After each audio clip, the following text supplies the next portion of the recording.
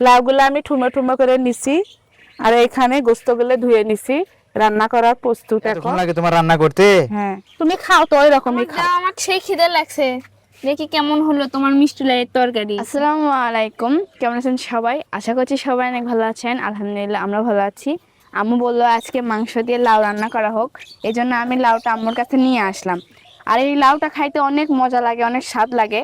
তো এই লাউটা খেতে কে কে পছন্দ করেন অবশ্যই জানাবেন, আমাদের অনেক ভালো লাগে। দাও তাড়াতাড়ি রান্না করি। দেখি তো, বিসমিল্লাহ। কালারটা সেই আসছে, তাই না? পাকা লাউ তো, হ্যাঁ। গাছ পাকা লাউ। আল্লাহ, দেখি। ও একদম সেই সুন্দর। মাশাআল্লাহ। যেহেতু এটা নিজ বাড়িতে লাগানো জাংলার লাউ, সেহেতু একা খাওয়া যাবে না, সবাইকে দিয়ে খেতে হবে, বাড়ির সবাই একসঙ্গে খাইতে হবে। এই জন্য আম্মু এখানে রান্না করতেছে। আর এখন আমি এই মিষ্টি লাউয়ের ফালিগুলো দাদিকে দিয়ে আসি, দাদি রান্না করবে। আমি তাড়াতাড়ি দিয়ে আসো। লাউগুলো আমি ঠুমো ঠুমো করে নিছি, আর এখানে গোস্তগুলো ধুয়ে নিছি। রান্না করার প্রস্তুত এখন। আমি রসুন বাটা, আদা বাটা, জিরে বাটা একসঙ্গে দিয়ে দিচ্ছি, আর স্বাদ মতো লবণ দিব। কি হয়নি তোমার রান্না? হচ্ছে তো। এতক্ষণ লাগে তোমার রান্না করতে? হ্যাঁ। আমি খামো কখন? খিদে লেগে গেছে আমাক।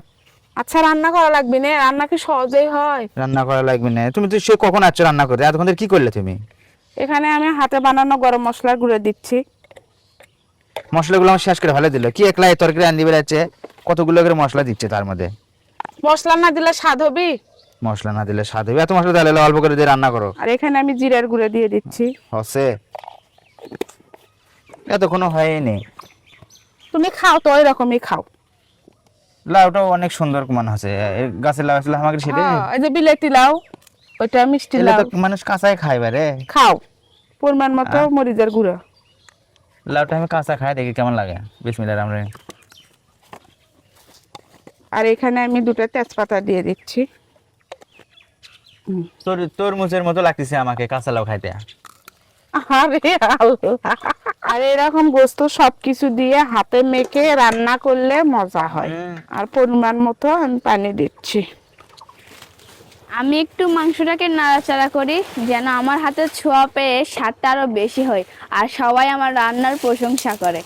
আর এইদিকে দুইজন বেচারা বসে আছে, কখন রান্না হবে আর তারা খাবে। দেখেন কিভাবে বসে আছে, হ্যাঁ, দেখতেছে খালি চুলার দিকে, হ্যাঁ, কখন রান্না হয়। অপেক্ষা করেছি তোমার রান্না কখন হবে, এতক্ষণে আমরা খামো। ক্ষুধা লেগে গেছে মা। ওই জন্য আমি লাউটা দিয়ে দিচ্ছি, একসঙ্গে আবার লাউটা কষে নিব। এখন আমার লাউ আর মাংসটা কষান হয়ে গেছে। এখন আমি এর মধ্যে পরিমাণ মতো পানি দিয়ে দিচ্ছি। এখন আমার তরকারিটা হয়ে গেছে। এখন আমি বাগার দেওয়ার জন্য কড়াতে ঢালে দিচ্ছি। হয়ে গেছে, পেঁয়াজ কুচি, রসুন কুচি দিয়ে দিলাম। এর মধ্যে আমি এখন ঢেলে দিচ্ছি।